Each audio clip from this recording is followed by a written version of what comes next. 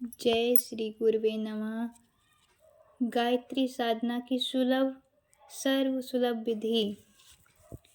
उपासना अनिवार्य है, आवश्यक है। मनुष्य का अस्तित्व दो तत्वों के संयोग से है। एक है पदार्थ परक भौतिक शरीर और दूसरा है चेतना परक। अंतःकरण शरीर और चेतना दोनों ही मानवीय गरिमा के अनुरूप हो सकते हों तो ही परिपूर्ण गौरवमय मनुष्य बन सकता है। अन्यथा एकांगी व्यक्तियों से मनुष्य का और उसके फलस्वरूप सारे संसार का संतुलन बिगड़ता रहेगा। मनुष्य के भौतिक पक्ष शरीर से लेकर परिस्थितियों तक के सुधार संभाल के लिए अनेकानेक माध्यम विकसित हो गए हैं और हो रहे हैं, किंतु चेतना के परिष्कार की और काफी उपेक्षा पिछले दिनों बरती गई है। ये उपेक्षा भौतिकता के नाम पर ही आई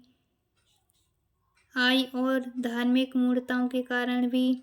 जो भी हो, मानवीय चेतना के परिष्कार का क्रम छूटने की अगणित हानियां मनुष्य समाज को उठानी पड़ी हैं।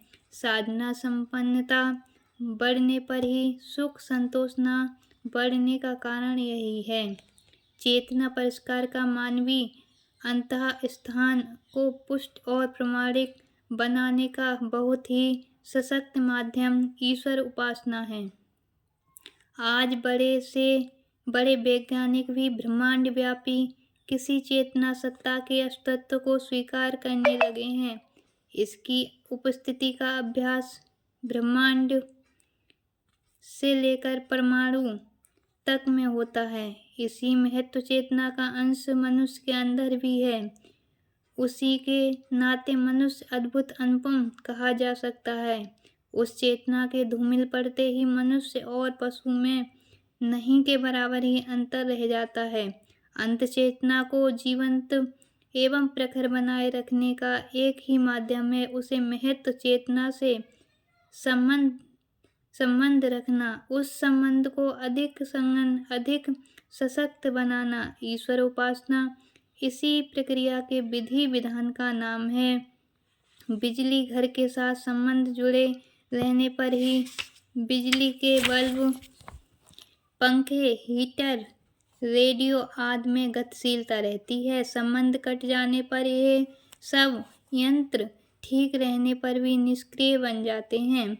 ईश्वर इस ब्रह्मांड में समव्याप्त वह दिव्य चेतना है जिसका एक छोटा अंश तो जीवन यापन के लिए आवश्यक क्षमता प्राप्त करने जितनी मात्रा में हर किसी को मिला हुआ है, उतने से ही हर प्राणी को अपनी जीवनचर्या चलानी पड़ती है। जीव को ईश्वर का अंश इसी अर्थ में कहा जाता है कि उसे ब्रह्मा चेतना की उतनी मात्रा सहज ही उपलब्ध है जिसके आधार पर शरीर में क्रियाशीलता और मन में विचारण की उतनी क्षमता संजोए रहता है, जिससे जीवन यापन के आवश्यक साधन जुटा सके। ये ईश्वरीय अनुदान की सहज स्वाभाविक प्रक्रिया हुई।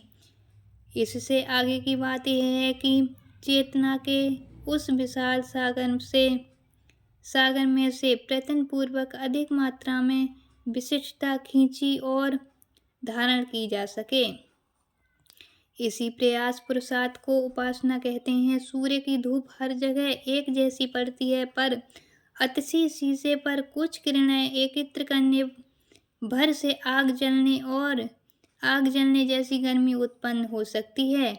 भगवान की बिखरी हुई सत्ता को आकर्षित एवं एकत्र करने से व्यक्ति की आत्मिक क्षमता अत्यधिक बढ़ सकती है और उस संचय के बल पर भौतिक दृष्टि के सुसंपन्न एवं आत्मिक दृष्टि से सुसंकृत बना जा सकता है। बिजली घर में शक्ति का भंडार भरा रहता है, उसके साथ संबंध जोड़ने वाले सूत्र जितने दुर्बल हो जाते हैं, उसी अनुपात से बिजली की मात्रा का आगमन होता है और उससे मशीनें चलती हैं। हल्की फिटिंग तो हर किसी में है और उतने में ही थोड़ी शक्ति के कुछ बल्ब जल सकते हैं। यदि मीटर तथा संबंध सूत्रों को बलिष्ठ बना दिया जाए तो उसी स्थान पर शक्तिशाली कारखाना धड़धड़ाने लगता है। यह बिजली की अधिक मात्रा प्राप्त होने का परिणाम है। बादलों से वर्षा होती है और गिरने वाला पानी नालियों से होकर थोड़ी ही देर में अन्यत्र चला जाता है, किंतु जहाँ जितनी गहराई है वहाँ उसी अनुपात में पानी के भंडार जमा होने लगते हैं। सूर्य की किरणों, बिजली की मात्रा, बादलों के अनुदान की भांति ही ईश्वरीय सामर्थ्य को आत्मसत्ता में एकत्र कर लेने की बात है।